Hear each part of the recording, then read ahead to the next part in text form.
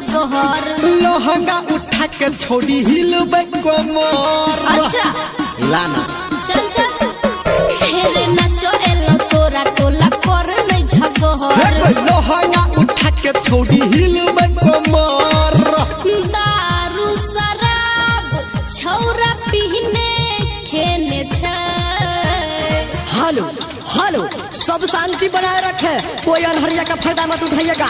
ए अपने भाई थोड़ा स्टार्ट कर दो भाई। रे जनरेटर चालू कर ई छौरी के ने छै, जनरेटर चालू कर ई छौरी के ने छै, जनरेटर चालू कर ई छौरी के ने छै। Singing by power star Dharmendra Nirmaliya. presented by Golgi Music। हेरे एना ने तू बाज हमरा लागैया रे लाज। डीजे में के छोड़ी तोरा नहीं छौ आवाज। सुन एना ने तू बाज हमरा लागैया लाज। डीजे में के छोड़ी तोरा नहीं छौ आवाज।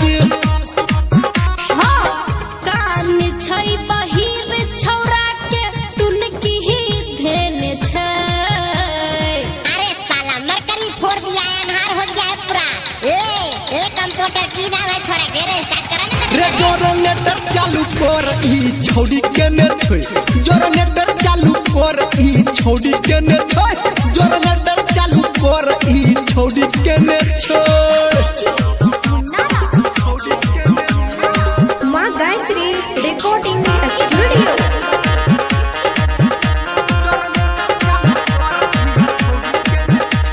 presented by Golgi Music। रे हट छोरा हट तू हमरा में ने सट। हमरा से तू छोड़ी नहीं बाज फट फट। हाँ हट छोरा हट तू हमरा में ने सट। हमरा से न छोड़ी तू बाज फट फट। हाँ छौरा निर्मलिया हमर टेंशन लेने छ।